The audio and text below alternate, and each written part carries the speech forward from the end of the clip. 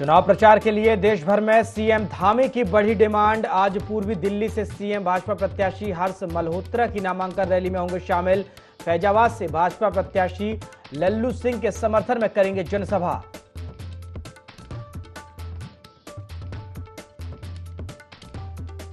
मुख्यमंत्री पुष्कर सिंह धामी आज जाएंगे अयोध्या। शाम को सीएम धामी रामलला के करेंगे दर्शन। देर शाम मुख्यमंत्री होंगे देहरादून के लिए रवाना।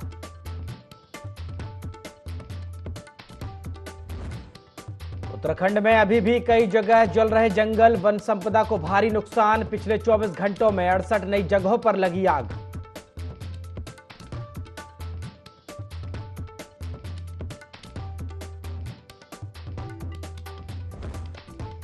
उत्तराखंड बोर्ड के 10वीं और 12वीं के रिजल्ट घोषित। पिथौरागढ़ की रहने वाली प्रियांशी रावत ने 10वीं में पाया पहला स्थान। सीएम धामी ने भी मेधावी छात्रों को दी बधाई।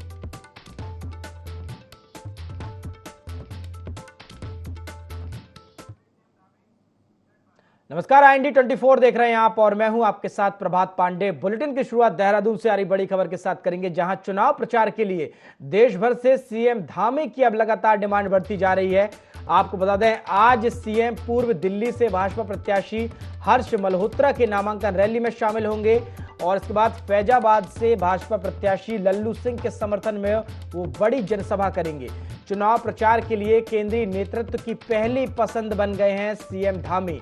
आपको बता दें, कई राज्यों में स्टार प्रचारक की भूमिका में जनसभाएं कर रहे हैं मुख्यमंत्री पुष्कर सिंह धामी और साथ ही साथ यूपी, पश्चिम बंगाल, तेलंगाना समेत कई राज्यों में सीएम धामी लगातार चुनाव प्रचार प्रसार करते हुए नजर आ रहे हैं। तो उत्तराखंड की जो 5 लोकसभा की सीट थी, उन पर जो मतदान है वो खत्म हो गया है और इसके बाद जो मुख्यमंत्री हैं पुष्कर सिंह धामी, वो लगातार अन्य राज्यों में पहुंच रहे हैं और कहीं ना कहीं बीजेपी के लिए लगातार चुनाव प्रचार करते हुए वो नजर आ रहे हैं। उत्तराखंड अगर हम बोल दें या यूपी, पश्चिम बंगाल, तमाम वो राज्य हैं जहां पर लगातार पहुंचकर मुख्यमंत्री पुष्कर सिंह धामी जो हैं चुनाव प्रचार कर रहे हैं और बीजेपी के जो प्रत्याशी हैं अलग अलग लोकसभा क्षेत्र के, उनके लिए वो लगातार वोट की अपील भी कर रहे हैं।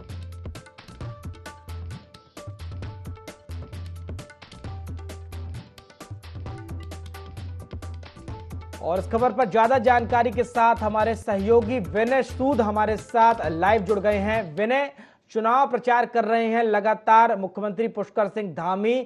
उत्तराखंड के जो मतदान है वो तो हो चुका है 5 लोकसभा सीटों पर और अब जो मुख्यमंत्री पुष्कर सिंह धामी वो अन्य राज्यों में पहुंच रहे हैं और कहीं ना कहीं जो स्टार प्रचारक तो हैं ही, लेकिन उनकी जो डिमांड है वो भी अब बढ़ती जा रही है।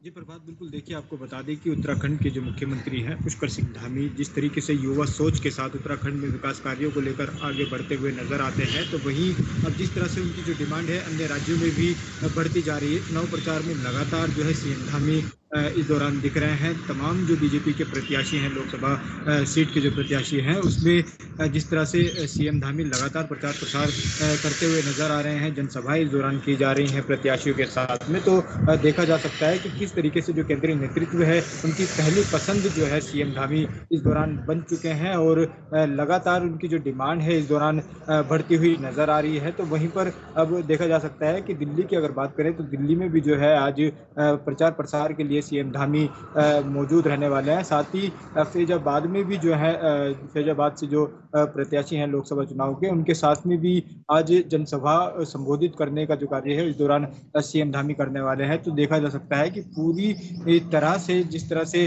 जो सीएम धामी है वो लगातार अन्य राज्यों में जा रहे हैं, प्रचार प्रसार कर रहे हैं। काफ़ी महत्वपूर्ण जो है इस दौरान सभी चीज़ों को लेकर के जो है माना जा रहा है, क्योंकि जिस तरह से यहाँ पर बात की जाए नकल विरोधी कानून की या फिर यूसीसी की, उसको लेकर के भी जो है लोगों में इस तरह से काफ़ी यहाँ पर जो उत्साह है सीएम धामी को लेकर के दिखाई दिया है। उत्तराखंड में जिस तरीके से विकास कार्य इस दौरान चल रहे हैं उसको लेकर के लगातार सीएम धामी जो है यहाँ पर कार्य जिस तरीके से कर रहे हैं, तो उसको लेकर के लगातार जो सीएम की बात करें तो सीएम धामी प्रचार प्रसार के चलते अन्य राज्यों में जिस तरह कार्य करते हुए नजर आ रहे हैं, प्रचार प्रसार इस दौरान कर रहे हैं, तो काफ़ी विश्वास जो है, काफ़ी महत्वपूर्ण भूमिका जो है इस दौरान उनकी मानी जा रही है। जी बिल्कुल विनय, अगर देखा जाए तो उत्तराखंड की पांचों लोकसभा सीटों पर मतदान खत्म हो गया है और ऐसे में मुख्यमंत्री पुष्कर सिंह धामी की जो जिम्मेदारी थी चुनाव प्रचार की, कहीं ना कहीं वो उत्तराखंड से तो खत्म हो गई है।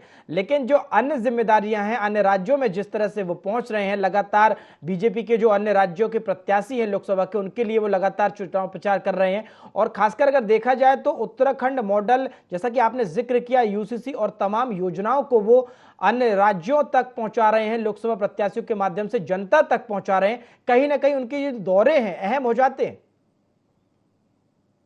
ये प्रभात बिल्कुल देखिए, आपको बता दें कि उत्तराखंड की पांचों लोकसभा पर जिस तरह से मतदान हो चुका है, उसके बाद में अब बीजेपी आलाकमान ने जिस तरह से सीएम धामी पर विश्वास जताया है, तमाम जो दौरे हैं, तमाम जनसभाएं हैं जो अन्य राज्यों के लिए प्रत्याशियों के साथ में उनकी लगाई गई है, तो ऐसे में देखा जा सकता है कि काफ़ी महत्वपूर्ण जो है इस दौरान यहाँ पर सीएम धामी के जो प्रचार प्रसार की क्रिया है उसको माना जा रहा है, क्योंकि युवा चेहरा जिस तरीके से है, उत्तराखंड का युवा सोच है, युवा मुख्यमंत्री हैं, वो हर तरह से जो है उत्तराखंड में विकास कार्यों को लेकर कार्य करते रहते हैं। और साथ ही प्रधानमंत्री नरेंद्र मोदी जिस तरीके से उनके कार्यों को लेकर उनकी पीठ थपथपाते हैं, तो काफ़ी महत्वपूर्ण जो है इसको लेकर के भी जो है यहाँ पर माना जाता है। तो देखा जा सकता है कि जिस तरह से यहाँ पर तेलंगाना की बात करें या फिर यूपी की बात करें, इसके अलावा कई ऐसे अन्य राज्य हैं जहाँ पर सीएम धामी अब प्रचार प्रसार के लिए जाने वाले हैं, तो काफ़ी महत्वपूर्ण जो है इस दौरान सीएम धामी की जो जिम्मेदारी है चुनाव प्रचार को लेकर के, वो सामने दिख रही है। और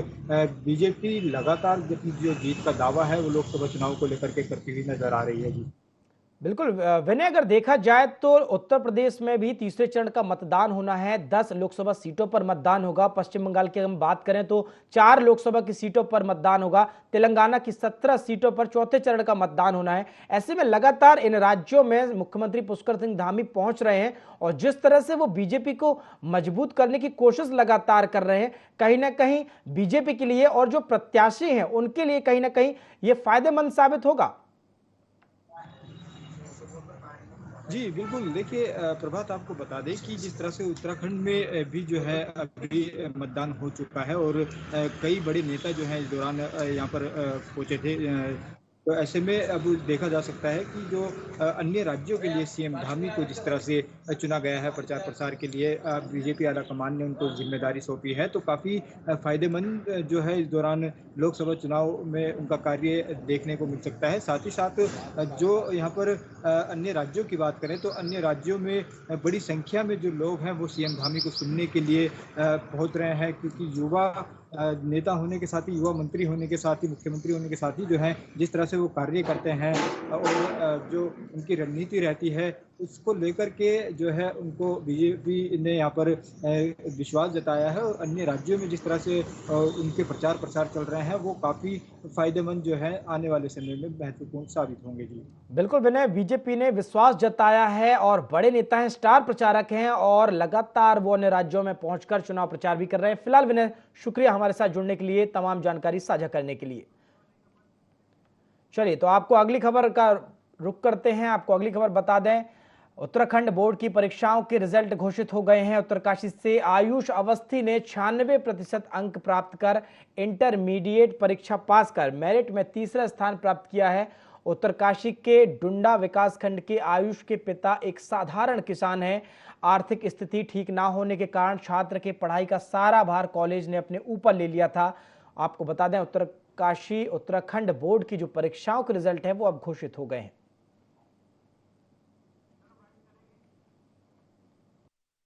इंटरमीडिएट की परीक्षा में मैंने तृतीय स्थान प्राप्त किया है। इसमें हमारे विद्यालय का बहुत ही सहयोग रहा है, विशेषकर अध्यापकों का बहुत ही सहयोग रहा है। और हम विद्यालय में मेरी कोई मंथली फ़ीस भी नहीं पड़ती थी और इस प्रकार विद्यालय ने काफ़ी सहयोग किया है, चाहे वो पढ़ाई के मामले में हो, चाहे वो आर्थिक सहयोग के मामले में हो, और काफ़ी सहयोग किया है पूरे विद्यालय ने। आगे मैं अभी ग्रेजुएशन करूँगा और सिविल सर्विसेज की तैयारी। आयुष अवस्थी, क्योंकि जब हमें जानकारी हुई कि इसकी आर्थिक स्थिति बहुत कमज़ोर है, तो मैनेजमेंट और हम सब लोगों ने मिलकर के और इसके हाई स्कूल के रिजल्ट को ध्यान में रखते हुए हमने इंटरमीडिएट के लिए इसको अपने अलाउ किया और मासिक जो फीस थी वो बिल्कुल हमने जीरो कर दी। केवल एक बहुत थोड़ी सी फीस हमने इस पर लगाई थी जो बहुत मैंडेटरी होती है, आवश्यक होती है लेनी, वही इसको लगाई और इसने भी इसके प्रतिफल में हमको और सारे क्षेत्र को जो है गौरवान्वित किया है। उत्तराखंड में तीसरा स्थान लाने पर। धन के कारण, अब धनाभाव के कारण इसकी पढ़ाई न छूट पाए, निर्बाध रूप से वो पढ़ाई कर पाए। ये भी गोस्वामी गणेश दत्त विद्या मंदिर और उसकी मैनेजमेंट कमेटी हमेशा विचार। खबरों में आगे बढ़ते हैं। भाजपा ने निकाय चुनाव की तैयारियां शुरू कर दी है। हर निकाय में प्रत्याशी चयन के लिए प्रभारी नियुक्त कर 2 से 3 नामों का पैनल बनाने का निर्णय लिया गया है। भाजपा के प्रदेश अध्यक्ष महेंद्र भट्ट ने इस बात की जानकारी दी। भट्ट ने कहा कि भाजपा निकाय चुनावों के लिए पूरी तरह तैयार है। संगठन स्तर पर चुनाव प्रक्रिया को लेकर रणनीतियों को अंतिम रूप दिया जा रहा है। प्रदेश अध्यक्ष महेंद्र भट्ट ने बताया कि पार्टी की प्राथमिकता फिलहाल ज्यादा से ज्यादा वोटरों को निकाय की मतदाता सूची में जोड़ने की है। इसकी जिम्मेदारी पार्टी के स्थानीय निकाय प्रकोष्ठ को दी गई है।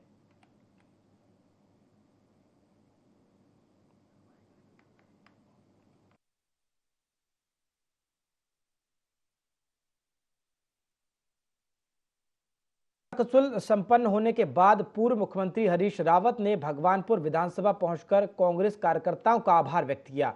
साथ ही कहा कि वे अपने कार्यकर्ताओं के शुक्रगुजार हैं, जिन्होंने कांग्रेस पार्टी के प्रत्याशी वीरेंद्र रावत को भारी संख्या में वोट दिलाने का काम किया। उन्होंने भगवानपुर से कांग्रेस विधायक ममता राकेश का भी आभार व्यक्त किया। वहीं विधायक ममता राकेश ने भी क्षेत्र के कार्यकर्ताओं का आभार व्यक्त किया है।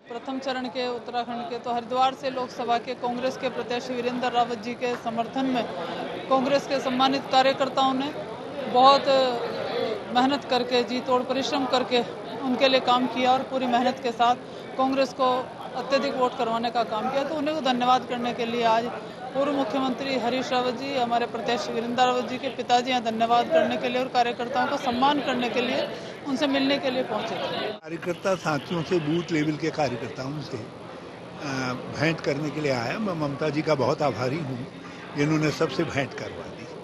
देखिए, परिणाम तो 4 तारीख को आएंगे, मगर एक बात निश्चित है कि हमारे कांग्रेस के कार्यकर्ताओं में जो उत्साह, उमंग है, जोश है, हमको इसको लेकर के आगे चलना है।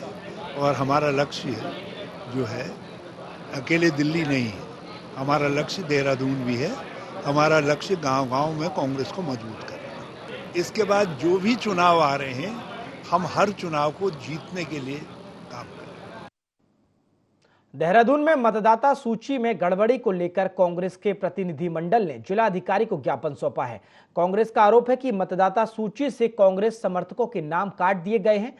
पार्टी के प्रदेश महामंत्री नवीन जोशी का कहना है कि भाजपा सरकार निष्पक्ष चुनाव की बात करती है, लेकिन जिन क्षेत्रों से कांग्रेस को ज्यादा वोट मिलते थे, वहां कई लोगों के नाम मतदाता सूची से हटा दिए गए हैं। बीजेपी हार के डर से ये सब कर रही है।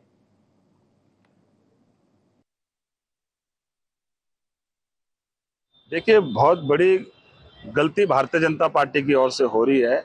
जिस प्रदेश के मंत्री का नाम और उसके पूरे परिवार का नाम मतदाता सूची से गायब है, तो राज्य की क्या स्थिति होगी, आप इससे अनुमान लगा सकते हैं। आप निष्पक्ष चुनाव की बात कर रहे हैं, निष्पक्ष चुनाव कहां से होगा? जो क्षेत्र कांग्रेस बाहुल्य क्षेत्र है, जहां से ज्यादा वोट कांग्रेस को पड़ते हैं, आपने पूरे मोहल्ले वहां से गायब कर दिए। कई लोगों के परिवार से नाम गायब कर दिए। इसी की परिणति है कि प्रदेश के जो मंत्री हैं, उनका और उनके परिवार के सदस्यों का नाम गायब कर। शिक्षा मंत्री डॉक्टर धन सिंह रावत ने उत्तराखंड विद्यालय शिक्षा परिषद बोर्ड द्वारा परीक्षा 2024 के परीक्षा फल जारी करने पर खुशी जताई है।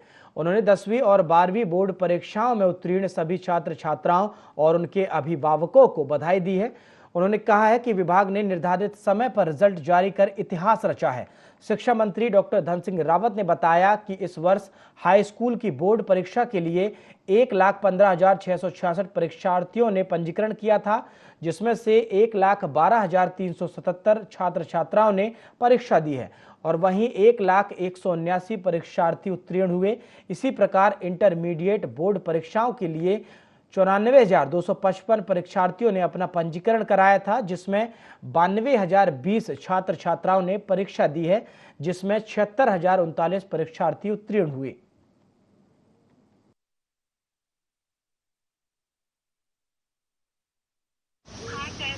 आपको ढेर सारी बधाई है शिक्षा विभाग की तरफ से भी और शिक्षा मंत्री धन सिंह रावत जी की तरफ से भी। और आपने हमारा उत्तराखंड का नाम रोशन किया है। 500 में से 500 नंबर आए आपके। 100% नंबर आए आपकी। और आपके उज्जवल भविष्य की मैं कामना करता हूँ। माँ जी पिताजी को भी मेरी ओर से प्रणाम कहना। और कहाँ पे है माँ जी पिताजी? जरा बात कराओ माता जी से। माता जी नमस्ते, मैं धन सिंह रावत बोल रहा हूँ। और आपकी लड़की 500 में से 500 नंबर लेके आई है। मेरी ओर से ढेर सारी बधाई आपको। आप क्या करते हैं? और पिताजी क्या करते हैं प्रियांशी के?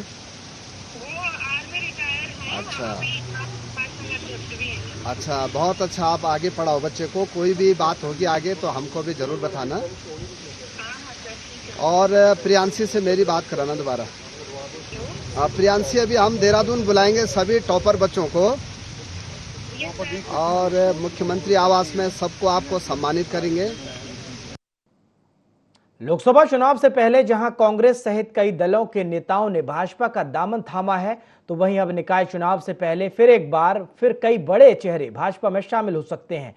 कांग्रेस के पूर्व अध्यक्ष प्रीतम सिंह ने कहा है कि जितने भी लोग कांग्रेस छोड़कर भाजपा में शामिल हुए हैं वो फिर कांग्रेस में वापसी करेंगे। वहीं इस पर पलटवार करते हुए भाजपा प्रदेश अध्यक्ष महेंद्र भट्ट ने कहा है कि जितने लोग कांग्रेस में बचे हैं उन्हें बचाकर रखें। हमारी पार्टी में आए लोगों की चिंता न करें, उनके लिए हमारी पार्टी बैठी है। अध्यक्ष महेंद्र भट्ट ने कहा कि निकाय चुनाव में भी कांग्रेस से कई लोग भाजपा में शामिल होंगे।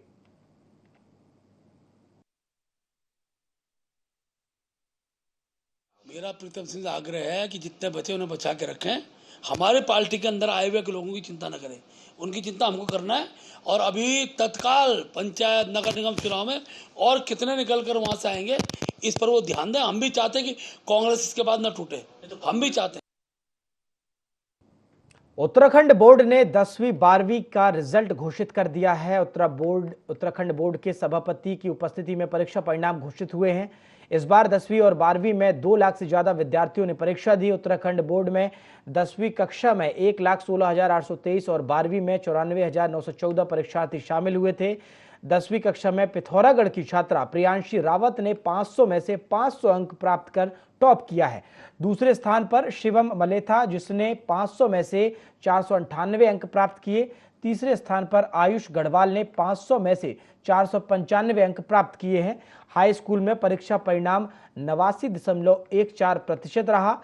इसमें बालकों का 85.59% और बालिकाओं का 92.54% रहा। वहीं कक्षा 12वीं में पीयूष खोलिया और कंचन जोशी ने संयुक्त रूप से 500 में से 498 अंक प्राप्त करके टॉप किया है। उत्तराखंड विद्यालय शिक्षा परिषद रामनगर नैनीताल द्वारा आयोजित हाई स्कूल एवं इंटरमीडिएट परीक्षा 2024 एवं परीक्षाफल सुधार परीक्षा द्वितीय वर्ष 2023 का परीक्षाफल घोषित किया गया। हाई स्कूल परीक्षा 2024 में पंजीकृत परीक्षार्थियों की संख्या 1,15,666 थी। हाई स्कूल परीक्षा 2024 में 1,12,377 परीक्षार्थी सम्मिलित हुए, जिसमें से 1,01,79 परीक्षार्थी उत्तीर्ण घोषित हुए। कुल हाई स्कूल का परीक्षाफल 89.14% रहा, जिसमें बालकों का उत्तीर्ण प्रतिशत 85.59 तथा बालिकाओं का उत्तीर्ण प्रतिशत 92.54 रहा। गंगोलीहाट पिथौरागढ़ की छात्रा प्रियांशी रावत ने हाई स्कूल परीक्षा में 500 में से 500 अंक प्राप्त करके सर्वोच्च स्थान प्राप्त किया। प्रदेश की संयुक्त श्रेष्ठता सूची में जनता हाई स्कूल मणिपुर चाका रुद्रप्रयाग के छात्र शिवम मलेथा ने हाई स्कूल परीक्षा में 500 में से 498 अंक प्राप्त करके द्वितीय स्थान प्राप्त किया। हरिद्वार में 3 युवकों ने मिलकर एक युवक की पिटाई कर दी। पिटाई की घटना सीसीटीवी कैमरे में कैद हो गई। घटना रानीपुर कोतवाली क्षेत्र के शिवालिक नगर की बताई जा रही है। जानकारी के मुताबिक युवक देर रात अपने घर से लौट रहा था, तभी पीछे से 2 बाइक पर आए 3 युवकों ने उसे रोका और पीटना शुरू कर दिया और इसके बाद मौके से फरार हो गए। पुलिस ने युवक की शिकायत के आधार पर तीनों अज्ञात हमलावरों के खिलाफ केस दर्ज किया है।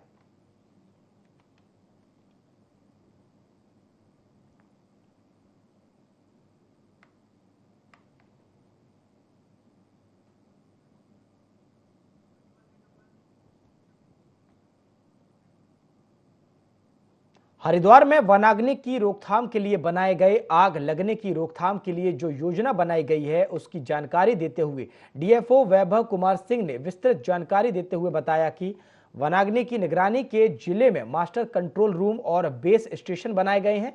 डीएफओ हरिद्वार ने कहा कि हरिद्वार जनपद में अभी किसी तरह की कोई वनाग्नि की घटना नहीं है और यदि कहीं से भी बनाने को लेकर कोई सूचना या फिर घटना घटित होती है तो जिले में वनाग्नि की घटनाओं को रोकने के लिए कार्य योजना तैयार कर ली गई है और जनपद के सभी वनकर्मियों को 24 घंटे ड्यूटी करने के निर्देश भी जारी किए गए हैं और तमाम तरह की छुट्टियां पर भी रोक लगाई गई है। इस क्रूज स्टेशन इसमें बनाए गए हैं। लगभग 100 लोगों को 24/7 ड्यूटी पे जो है तैनात किया गया है। सभी वन क्षेत्र अधिकारियों को स्पष्ट निर्देश हैं कि किसी भी वनकर्मी को जो है छुट्टी ना दी जाए पूरे स्टेट में, क्योंकि एक जिस तरीके से तापमान में वृद्धि देखी गई है तो सभी लोग अलर्ट मोड पे हैं और हमारी पूरी इस बारे में तैयारी है। जिला प्रशासन और अग्निशमन विभाग के साथ भी पूरा समन्वय जो है वो स्थापित है। यदि कहीं से भी वन अग्नि की सूचना मिलती है तो उसमें तत्काल जो है जो भी वन अग्नि की रोकथाम और उसमें जो भी आवश्यक कदम होंगे वो विभाग द्वारा उठाए जाएंगे। देवभूमि उत्तराखंड, जहां कण-कण में भगवान का वास है और देवताओं के प्रति यहां के लोगों में विश्वास बरकरार है। लोग गांव के सभी फैसले देवता की अनुमति लेकर ही करते हैं। ऐसी ही एक परंपरा है जिला मुख्यालय से नजदीकी गांव नाल्ड में, जहां खेती करने एवं फसल काटने के समय देवता की अनुमति लेनी होती है। गांव के सभी लोग मंदिर प्रांगण में एकत्रित होते हैं और विधिवत देवता को मनाया जाता है। महिला एवं पुरुष मिलकर रासो नृत्य भी करते हैं। देवता की अनुमति मिलने के बाद गांव में सामूहिक भोजन का आयोजन किया जाता है। उसके बाद गांव के लोग अपनी फसल की कटाई शुरू करते हैं। फसल का एक हिस्सा देवता को दिया जाता है, जिसका उपयोग आपदा एवं गरीब परिवार के बच्चों की शादी में किया जाता है। 13 किलोमीटर की दूरी पर है और ग्राम सभा नाल्ड में जो हमारा ग्राम पंचायत नाल्ड है और यहाँ पर जो अभी हमारी फसल कटती है उस फसल का भोग जो भगवान वासुकी नाग देवता को चढ़ाया जाता है और पूरी ग्राम सभा इसको बड़े ही हर्ष के साथ और उल्लास के साथ मनाती है। हमारे जो नृत्य है, रासो नृत्य है, इसमें लगता है और ग्राम सभा नाल्ड पर्यटन की दृष्टि से देखा जाए तो बहुत ही ज़्यादा एक हम इसे न्यू मसूरी भी कहते हैं। वैसे हमारे गांव में मेला जैसे पांडव नृत्य हो गए और जैसे हमारी फसल काटने पे हम देवी देवताओं को भोग चढ़ाते हैं। हमारे गांव में बैसाख के महीने 4 गतियों का मेला होता है और आषाढ़ के महीने में 20-21 गतियों का मेला होता है। और फसल धान हो या गेहूँ काटने पर हम दोनों बार ही देवी देवताओं को भोग चढ़ाते हैं और हर प्रकार के यहाँ पे पांडव नृत्य सभी प्रकार के सांस्कृतिक प्रोग्राम किए जाते हैं। जितने भी हमारे भाई बहन सब एकता करके हमारे देवताओं को मानते हैं उनको और यहाँ ऊपर लेकर डोडी ताल में लेकर उनको बहुत अच्छा ढंग से मनाया गया है यहाँ पे और बहुत अच्छा ध्यान से हमारे माता बहनी सब सहयोग करते हैं और हमारे पंच प्रधान जितने भी गांव के हैं सब लोग सहयोग करते हैं, तभी हमारे देवता बहुत ही खुश होते हैं। जो हमारी मुख्य फसलें होती है जब वो फसलें तैयार हो जाती है तो उस समय हमारे ग्राम पंचायत में भव्य आयोजन किया जाता है। जो फसलें हमारी तैयार होती है वो फसलें भगवान वासुकी नाग देवता को चढ़ाया जाता है। जितने भी हमारे देवी देवताएं हैं उनको चढ़ाया जाता है और प्राकृतिक की दृष्टि से देखा जाए तो ये ग्राम इतना भव्य है, आकर्षित है कि। बुलेटिन में फिलहाल इतना ही। देश और दुनिया की तमाम खबरों के लिए आप देखते रहिए IND 24। नमस्कार।